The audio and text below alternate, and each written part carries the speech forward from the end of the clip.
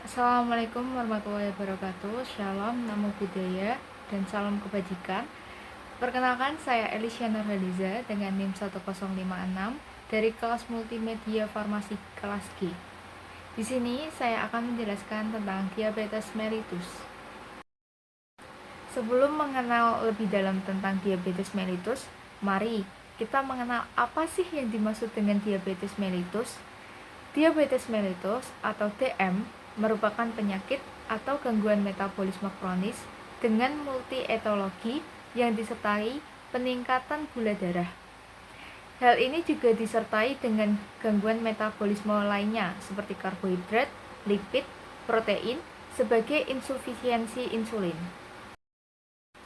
Selanjutnya, kita akan membahas tentang gejala yang timbul pada penderita diabetes. Secara umum, ada 4 gejala yang akan dialami oleh penderita diabetes. Yang pertama adalah polidipsi atau banyak minum. Karena sel yang berada di tubuh para penderita diabetes telah rusak, mereka akan merasa haus, yang dimana itu akan memicu mereka untuk minum secara berlebihan. Yang kedua adalah poliuri.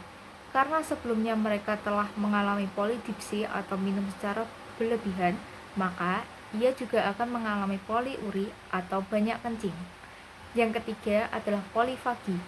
Karena sel yang berada di tubuh mereka telah rusak, sehingga sel tidak dapat mengetahui bahwa tubuh telah mengonsumsi makanan atau tidak, yang dimana itu mengakibatkan para penderita diabetes akan makan makanan secara berlebihan.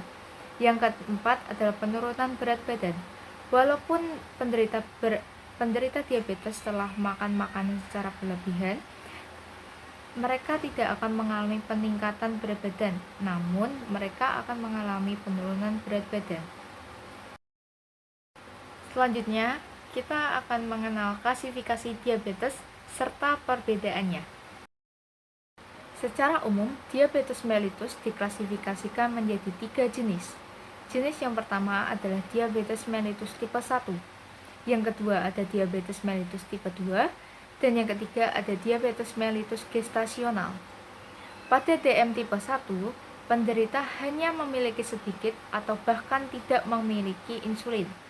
Hal ini dikarenakan rusaknya sel beta pankreas karena adanya suatu penyakit seperti penyakit autoimun. Yang kedua adalah diabetes mellitus tipe 2. Pada penderita diabetes mellitus tipe 2, penderita akan mengalami pengurangan insulin.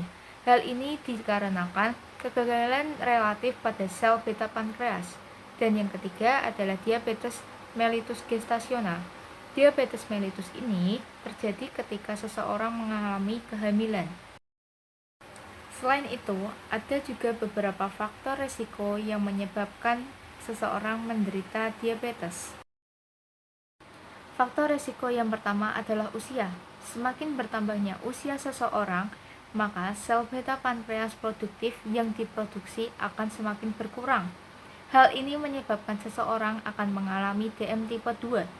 Yang kedua adalah berat badan. Jika seseorang mengalami peningkatan berat badan atau obesitas, maka akan mempengaruhi kinerja sel, yang dimana akan membuat sel menjadi tidak sensitif terhadap insulin. Yang ketiga adalah gaya hidup.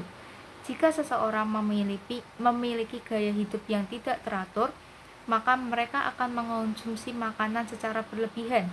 Hal ini tentunya akan mengalami peningkatan glukosa di dalam tubuh. Yang keempat adalah riwayat keluarga. Menurut penelitian, sebanyak 40% penderita diabetes mellitus disebabkan oleh riwayat keluarga yang sebelumnya telah mengalami diabetes mellitus. Yang terakhir adalah faktor kehamilan atau gestasional. Setelah mengenal lebih dalam tentang diabetes mellitus, kali ini saya akan membahas tentang beberapa upaya pencegahan dalam penderita diabetes. Upaya pencegahan yang pertama adalah dengan cek kondisi gula darah. Cek kondisi gula darah dapat dilakukan secara rutin minimal 1 bulan sekali. Hal ini dikarenakan untuk meminimalisir adanya penyakit komplikasi pada penderita diabetes. Selanjutnya ada jaga pola makan dan makan makanan yang sehat. Kita dianjurkan atau bahkan dilarang untuk mengonsumsi makanan yang mengandung gula, lemak atau minyak, dan garam secara berlebihan. Upaya selanjutnya adalah olahraga secara teratur. Salah satu olahraga yang dapat dilakukan adalah latihan aerobik. Latihan aerobik sedang dapat dilakukan 150 menit per minggu. Sedangkan pada latihan aerobik berat dapat dilakukan 90 menit per minggu. Latihan ini dapat dibagi menjadi 3-4 kali seminggu. Materi terakhir yang akan saya ulas pada hari ini adalah terapi farmakologis yang diperlukan pada penderita diabetes. Terapi yang pertama adalah penggunaan metformin. Yang kedua ada sulfonylurea.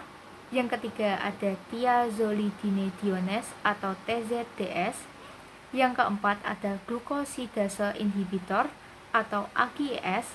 Yang kelima adalah suntik insulin. Suntik insulin ini diperlukan pada penderita diabetes mellitus tipe 1. Sekian materi dari saya. Terima kasih telah menyaksikan video ini dari awal hingga akhir.